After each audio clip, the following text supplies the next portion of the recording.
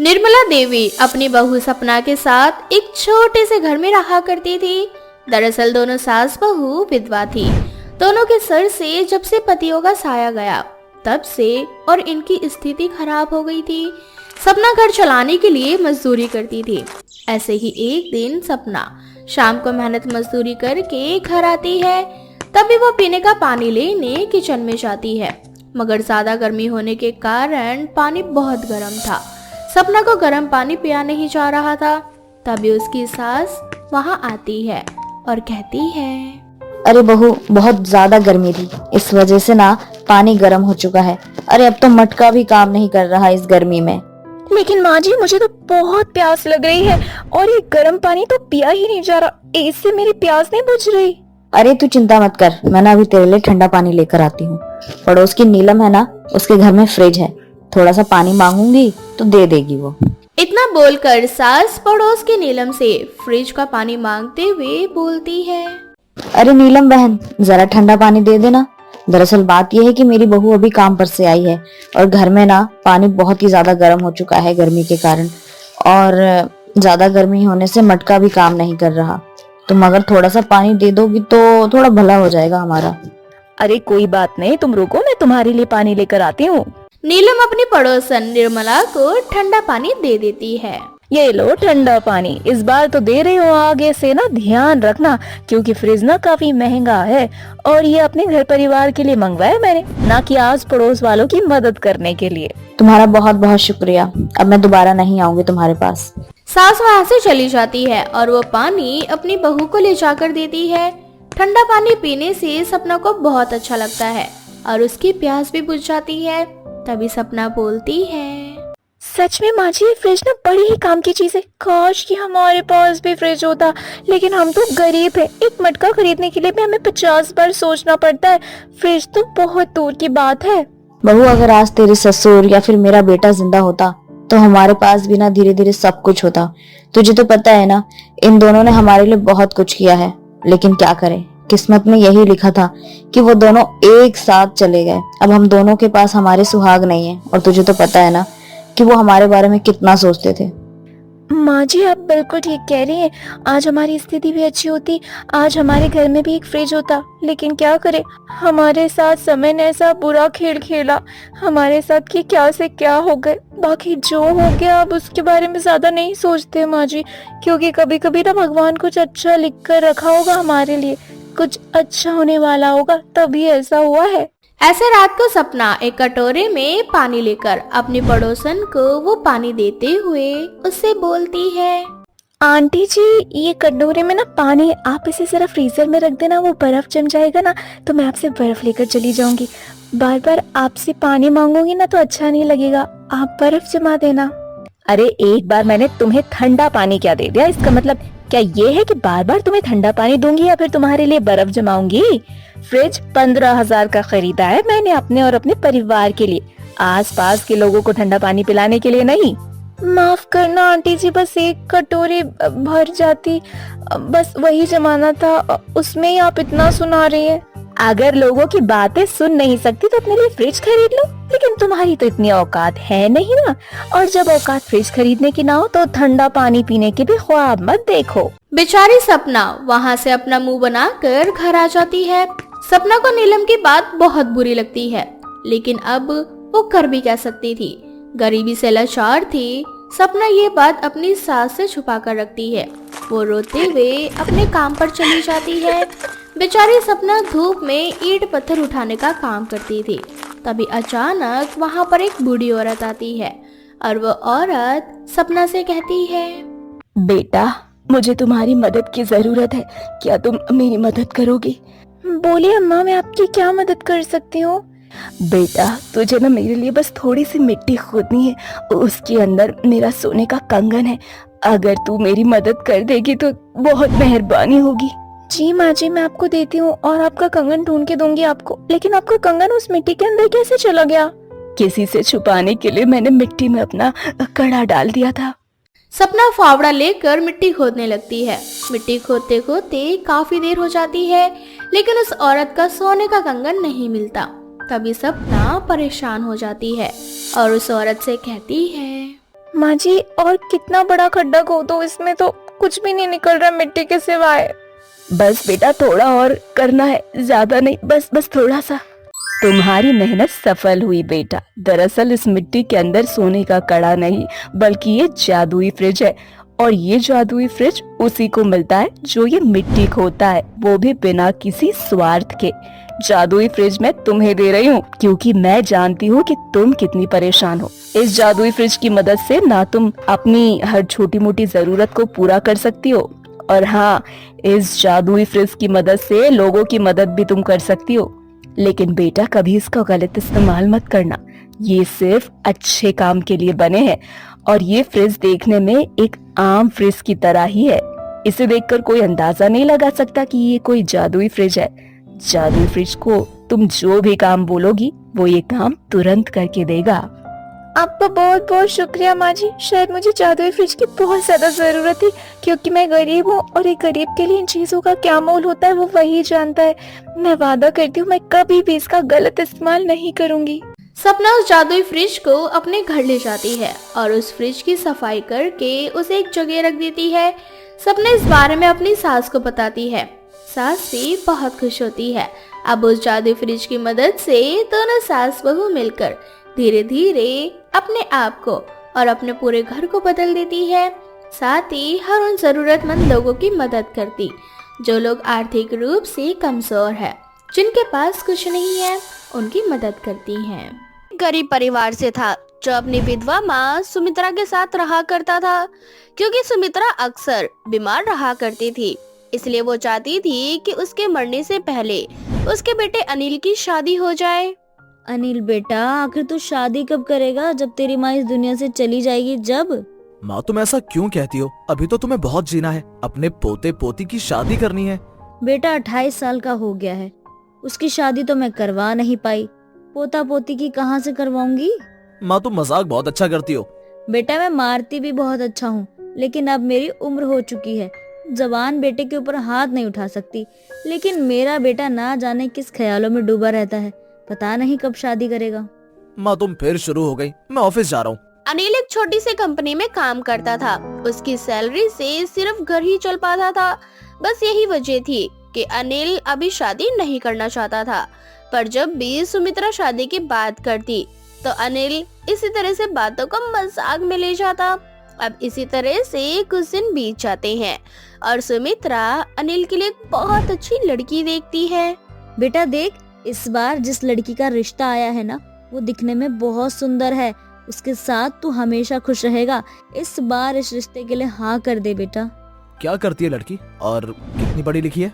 अरे क्या फर्क पड़ता है कि लड़की कितनी पढ़ी लिखी है और कितनी नहीं, उसे घर का काम आता है, खाना लाजवाब बनाती है। मुझे तो अपने घर के लिए ऐसी बहू चाहिए थी जो घर का काम कर सके। पर माँ, मुझे अपने लिए ऐसी बीवी नहीं चाहिए जो हर समय घर में रहे और चूल्हा चौका करे। आजकल हमारा समाज आगे बढ़ चुका है। मुझे अपनी जैसी पढ़ी लिखी लड़की चाहिए जो मेरे कंधे से कंधा मिलाकर चल सके, नौकरी कर सके। मैंने खुद अपनी पूरी जिंदगी भर गरीबी में काटी है। मैं नहीं चाहता मेरी बीवी भी गरीबों की तरह जिंदगी जिए। इसलिए मैं चाहता हूँ कि मुझे ऐसी बीवी मिले जो नौकरी करती हो। बेटा फिर तू भूल ही जा कि तुझे कभी ऐसी बहू मिलेगी, क्योंकि कोई भी अमीर माँ बाप अपनी बेटी की शादी गरीब घर में नहीं कर सकते। माँ, जब तक मुझे ऐसी लड़की नहीं मिल जाती मैं शादी नहीं करूंगा। इतना बोलकर अनिल नाराज होकर वहाँ से चला जाता है। अब इसी तरह से कुछ दिन बीत जाते हैं और अनिल की मुलाकात एक कैफे में परी नाम की लड़की से होती है, जहाँ वो देखता है कि हेलो मिस्टर, तुम जानते नहीं हो मैं कौन हूँ। मैं चाहूँ तो तुम्हें अभी 2 मिनट के अंदर अंदर तुम्हारी पूरी दुकान खरीद सकती हूँ। मैडम, अगर तुम इतनी ही अमीर हो तो चुपचाप से मेरे पैसे दे दो ना। मैंने कहा ना, मेरा पर्स चोरी हो गया है। मेरे पर्स में मेरा फोन, पैसा, कार्ड सब कुछ था। तो मुझे फोन करने दो, मैं अपने पापा को फोन करके बताती हूँ। फिर देखना कैसे वो तुम्हें और तुम्हारे पैसे तुम्हारे मुंह पर मारते हैं। क्या हुआ मैडम, आप इतना नाराज क्यों हो रही हैं? भाई साहब, नाराज तो हमें होना चाहिए, उल्टा ये मैडम हो रही हैं। एक तो यहाँ आकर इन्होंने अपने दोस्तों के साथ पार्टी करी और 10,000 का बिल बनवा लिया। इनके दोस्त तो यहाँ से निकल गए, पर जब बिल भरने की बारी आई तो मैडम जी झूठ बोल रही हैं कि उनका वॉलेट खो गया। वैसे इन्हें देखकर लग नहीं रहा कि ये इस तरह हरकतें कर सकती हैं। मुझे लगता है कि शायद मैडम बिल्कुल सही कह रही हैं। मैडम, आप मेरे फोन से फोन कर लीजिए। अब परी अनिल के फोन से अपने पिता को फोन करती है और सारी बात बताती है। कुछ ही देर में परी के पिता धनराज कैफे आते हैं। धनराज को देख कैफे का मालिक डर जाता है। माफ करना मालिक, मुझे नहीं पता था कि आपकी बेटी है। अगर मुझे पता होता तो मैं इनसे कभी पैसे नहीं मांगता। अभी तो तुम बड़े शेर बन रहे थे, क्या हुआ? मेरे पापा को देखकर भीगी बिल्ली बन गए। और मिस्टर तुम्हें थैंक यू अपना फोन मुझे देने के लिए। हमने अपनी बेटी का नाम यूं ही परी नहीं रखा है, वो सच में एक परी है। जहाँ जाती है वो जगह स्वर्ग बन जाती है। खुशकिस्मत हो तुम कि यहाँ मेरी बेटी पार्टी करने के लिए आई। कितने का बिल बना था? 10,000 का। हम तुम्हें 10 लाख देते हैं, जाओ खुश हो जाओ। साहब माफ करना, गलती हो गई, पर अब से मैडम कभी भी यहाँ आएंगी तो हम उनसे बिल नहीं लेंगे। इस तरह से परी अपने पिता के साथ वहाँ से चली जाती है और अनिल परी के बारे में सोचता रह जाता है और उससे दोबारा मिलने की इच्छा रखता है। कितनी अमीर लड़की है, काश कि मेरी शादी उससे हो जाती। हे भगवान, कोई करिश्मा दिखाकर बस एक बार और मुझे उस लड़की से मिलवा दे, बाकी का काम मैं खुद कर लूंगा। अरे बेटा, किससे मिलने की बात कर रहा है? माँ कोई जो हमारी किस्मत बदल सकती है। इतना बोलकर अनिल सो जाता है और परी के ख्यालों में डूब जाता है। अगले दिन अनिल फिर से ऑफिस जाता है और ऑफिस के ही काम से रेस्टोरेंट में अपने किसी क्लाइंट से मिलने जाता है, जहाँ एक बार फिर उसकी मुलाकात परी से होती है। ये तो वही लड़की है, मुझे इससे बात करनी चाहिए। इतना सोचकर अनिल परी से बात करने की सोच ही रहा होता है कि परी खुद अनिल के पास आ जाती है। माफ करना, कल मैं तुम्हें थैंक यू बोले बिना चली गई। वैसे तुम्हारा नाम क्या है? मेरा नाम अनिल है और कोई बात नहीं, मैंने तो बस एक इंसानियत के नाते आपकी मदद की।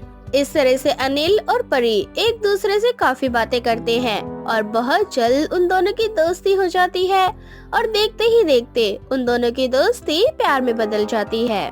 परी, अब हमें शादी कर लेना चाहिए, पर मुझे डर लगता है कि तुम इतनी अमीर हो और मैं इतना गरीब। कहीं ऐसा ना हो कि तुम्हारे पिता इस रिश्ते के लिए मना कर दें।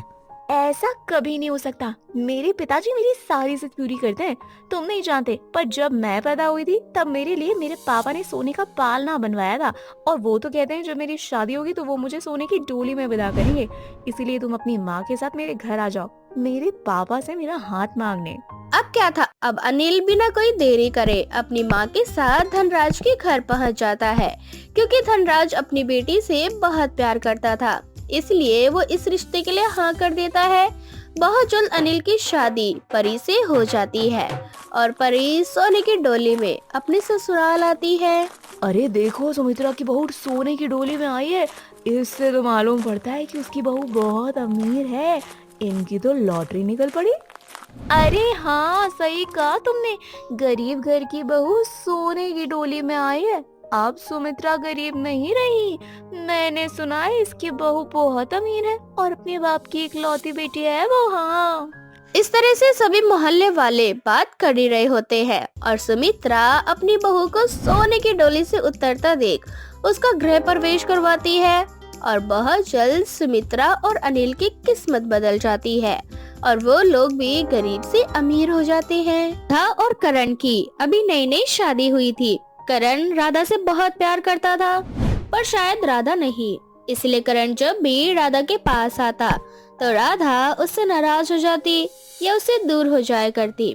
ऐसे ही एक रात करण घर आता है। ऑफिस का काम ज्यादा होता है, इसलिए वो घर पर भी ऑफिस का काम करने लगता है। राधा, मेरा खाना कमरे में ले आओ, आज मुझे बहुत सारा काम है। ठीक है। अब राधा खाना लेने के लिए किचन में जाती है। उसे कमरे में खाना ले जाता देख राधा की सास कोमल राधा से कहती है, बहू, आज तो खाना कमरे में ले जा रही है। करण आ गया क्या? हाँ माँ जी, वो कह रहे थे कि आज उनके पास ऑफिस में बहुत सारा काम है, इसीलिए खाना कमरे में ही खाएंगे। ठीक है बहू, वैसे मैं तुझे बुलाने आई थी। मेरे सर में दर्द हो रहा है, पर अब तू करण के लिए खाना लेकर जा रही है कमरे में, तो तू खाना ले जा, मैं दवाई खा लूंगी। अब कोमल अपने कमरे में चली जाती है और राधा करण के लिए खाना ले जाती है। करण खाकर एक बार फिर ऑफिस का काम करने के लिए बैठ जाता है और तभी अचानक से राधा की तबीयत खराब हो जाती है और वो उल्टियाँ करने लगती है। राधा, क्या हुआ तुम्हें? तुम ठीक तो हो ना? मैं ठीक हूँ करण जी, बस थोड़ा आराम कर लूंगी तो तबीयत भी पूरी तरह से ठीक हो जाएगी। नहीं, तुम्हारी तबीयत कुछ दिनों से ठीक नहीं है। मैं कल सुबह होते ही तुम्हें डॉक्टर के पास ले चलूंगा। मैंने कहा ना मैं बिल्कुल ठीक हूँ। आप बार बार मेरे नजदीक आने की कोशिश करते हैं। मैंने आपसे कितनी बार कहा है कि मैं इस शादी को नहीं मानती। मेरी शादी आपसे जबरदस्ती करवाई गई है। मुझे आपसे दूर होना है, ना कि आपके आपके नजदीक जाना है। इसीलिए प्लीज आप मुझसे दूर रहा करो। इतना बोलकर राधा तो सो जाती है, पर करण के दिल को बहुत ठेस पहुंचती है। पर बेचारा करण करता भी क्या, वो किसी को भी अपना दुख नहीं बता पाता। अब अगली सुबह करण देखता है कि राधा बुखार में तड़प रही है। इसको तो बहुत तेज बुखार है। एक काम करता हूँ, इसे डॉक्टर के पास ले चलता हूँ। इसकी नाराजगी बाद में झेल लूंगा। माँ, मैं डॉक्टर के पास जा रहा हूँ, राधा की तबीयत खराब है। करण राधा को डॉक्टर के पास ले जाता है, जहाँ डॉक्टर चेकअप करते हैं। और कुछ देर बाद डॉक्टर करण से कहती है, कॉन्ग्रेचुलेशन करण, तुम्हारी वाइफ माँ बनने वाली है और बहुत जल्द तुम्हारे घर में नन्हा मुन्ना मेहमान आने वाला है। क्या राधा माँ बनने वाली है? इतना बोलकर करण राधा को घर ले जाता है। और जब राधा होश में आती है तो करण इस बारे में राधा से बात करता है। राधा, आज तुम्हें मेरे सभी सवालों का जवाब देना होगा। मुझे सच सच बताओ कि ये बच्चा किसका है? ये बच्चा मेरे बॉयफ्रेंड नितेश का है। मैं और नितेश एक दूसरे से बहुत प्यार करते हैं, पर मेरे घर वालों को नितेश पसंद नहीं था, इसलिए उन्होंने जबरदस्ती मेरी शादी तुमसे करवा दी। बस यही कारण है कि मैं तुम्हें अपने पति के रूप में नहीं अपना सकी, क्योंकि मैं आज भी नितेश से ही प्यार करती हूँ। राधा, ऐसी बात थी तो तुम मुझे शादी से पहले बता देती। तुमने मुझे कभी सच क्यों नहीं बताया? इस सच के बारे में तुम मुझे धोखा देती रही, जबकि मैं तुमसे बार बार पूछता रहा। तुम्हें मुझ पर भरोसा नहीं था क्या? मैं डरती थी, अगर तुम्हें सच्चाई का पता चल जाता तो तुम मुझे छोड़ देते, और अगर तुम मुझे छोड़ देते तो मैं कहाँ जाती। मेरे घर वालों के साथ साथ तुम्हारी भी बदनामी होती। मैं अपने स्वार्थ के लिए तुम्हें बदनाम नहीं कर सकती। राधा का सर शर्म से झुक जाता है और करण को अपने कानों पर विश्वास नहीं होता। अब करण भी दूरियां बनाने लगता है। समय यूं ही बीतता जाता है और एक दिन नितेश डॉक्यूमेंट लेकर करण के घर आता है, जहाँ उसकी नजर राधा पर पड़ती है। नितेश को राधा के रोंगटे खड़े हो जाते हैं और वो अकेले में करण से बोलती है, करण, ये कौन है और ये हमारे घर क्यों आए हैं? राधा, तुम इतना घबरा क्यों रही हो? रिलैक्स हो जाओ। ये हमारी कंपनी का न्यू एम्प्लॉय है। ये बस यहाँ मुझे ये जरूरी डॉक्यूमेंट्स देने के लिए आया था। इतना बोलकर करण वहाँ से चला जाता है। नितेश को पता चल चुका था कि राधा कहाँ रहती है, इसलिए नितेश बार बार किसी न किसी बहाने से करण के घर आने लगता है और राधा से बातें करने की कोशिश करता है। नितेश, तुम ऐसा क्यों कर रहे हो? बार बार मेरे घर आते हो। जानते हो ना मेरी शादी हो चुकी है, अब हम दोनों एक साथ नहीं रह सकते। राधा, तुम शादी करके खुश हो या नहीं ये मैं नहीं जानता, पर मैं तुम्हारे बिना खुश नहीं हूँ। मैं आज भी तुम्हारा इंतजार कर रहा हूँ। मैं तुम्हारे बिना नहीं जी सकता। तुम्हें क्या लगता है नितेश, मैं खुश हूँ तुमसे दूर होकर? तुम नहीं जानते मैं यहाँ एक एक दिन कैसे गुजारती हूँ। पर देखो, भगवान के लिए अब यहाँ से चली जाओ। अगर किसी ने हम दोनों को एक साथ देख लिया ना तो मुसीबत हो जाएगी। मैं तुमसे मिलने के लिए कल शाम को उसी कैफे में आऊंगी जहाँ हम दोनों मिला करते थे। राधा के समझाने पर नितेश वहाँ से चला जाता है और अगले दिन शाम को राधा नितेश से मिलने के लिए उसी कैफे में जाती है। नितेश, तुम समझते क्यों नहीं हो? मेरी शादी हो चुकी है, अब हम इस तरह से छुप छुप कर नहीं मिल सकते। अगर किसी ने देख लिया तो तुम समझ सकते हो क्या होगा। राधा, मैं जानता हूँ, पर मैं क्या करूँ? मैं तुम्हें भूल नहीं पा रहा। भगवान ने आखिर हमारे ही साथ ऐसा क्यों किया? नितेश और राधा आपस में बात कर ही रहे होते हैं, तभी उसी कैफे में करण अपने कुछ क्लाइंट्स के साथ आता है, जहां वह राधा को नितेश के साथ देख लेता है। राधा, यहाँ नितेश के साथ दोनों के बीच चल क्या रहा है? मुझे पता लगाना होगा। करण राधा पर नजर रखने लगता है और करण को पता चल जाता है कि राधा का बॉयफ्रेंड कोई और नहीं बल्कि नितेश है और राधा उसे के बच्चे की माँ बनने वाली है। सारा सच जानने के बाद करण राधा से कहता है, राधा, तुम्हें इस जबरदस्ती के रिश्ते में रहने की जरूरत नहीं है। मैं जानता हूँ कि तुम्हारा बॉयफ्रेंड कोई और नहीं नितेश है और तुम दोनों एक दूसरे से बहुत प्यार करते हो। तुम आज तक उसे भूल नहीं पाई हो और ना ही वो तुम्हें। करण, पर तुम्हें ये सब कुछ कैसे पता चला? राधा, सच कभी छुपता नहीं है और इसलिए मैंने फैसला लिया है कि मैं तुम्हारी एक बार फिर से शादी कराऊंगा और इस बार तुम्हारी शादी उससे होगी जिसे तुम चाहती हो। करण राधा से बहुत प्यार करता था और वह राधा की खुशी के लिए ये फैसला लेता है। पर जब करण के फैसले के बारे में घर वालों को पता चलता है तो सब करण से नाराज हो जाते हैं। करण, तेरा दिमाग खराब हो गया है क्या? तेरी बीबी माँ बनने वाली है और तू अपनी बीबी की शादी किसी और लड़के से करवाना चाहता है। आखिर क्या चल रहा है ये सब? माँ, हमारी शादी जबरदस्ती हुई है और राधा के लिए नितेश परफेक्ट है। वैसे भी मैं ये सब उसकी खुशी के लिए कर रहा हूँ, और वैसे भी ये बच्चा मेरा नहीं है, और मैं नहीं चाहता कि मैं एक बाप को उसके बच्चे से दूर करूँ। इतना बोलकर करण वहाँ से चला जाता है और बहुत जल्द वो राधा की शादी नितेश से करवा देता है। करण, मैंने तुम जैसा इंसान आज तक नहीं देखा। मैं तुम्हारा एहसान कभी नहीं भूलूंगा। आज तुमने सिर्फ मुझे मेरा प्यार नहीं बल्कि मेरी औलाद भी दे दी। नितेश, राधा और ये बच्चा तुम्हारा है।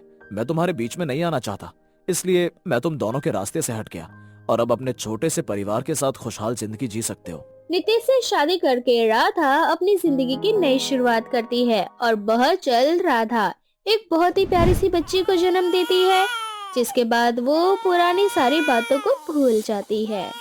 राधा और करण की अभी नई नई शादी हुई थी। करण राधा से बहुत प्यार करता था, पर शायद राधा नहीं। इसलिए करण जब भी राधा के पास आता तो राधा उससे नाराज हो जाती या उससे दूर हो जाया करती। ऐसे ही एक रात करण घर आता है। ऑफिस का काम ज्यादा होता है, इसलिए वो घर पर भी ऑफिस का काम करने लगता है। राधा, मेरा खाना कमरे में ले आओ, आज मुझे बहुत सारा काम है। ठीक है। अब राधा खाना लेने के लिए किचन में जाती है। उसे कमरे में खाना ले जाता देख राधा की सास कोमल राधा से कहती है, बहू, आज तो खाना कमरे में ले जा रही है। करण आ गया क्या? हाँ माँ जी, वो कह रहे थे कि आज उनके पास ऑफिस में बहुत सारा काम है, इसीलिए खाना कमरे में ही खाएंगे। ठीक है बहू, वैसे मैं तुझे बुलाने आई थी। मेरे सर में दर्द हो रहा है, पर अब तू करण के लिए खाना लेकर जा रही है कमरे में, तो तू खाना ले जा, मैं दवाई खा लूंगी।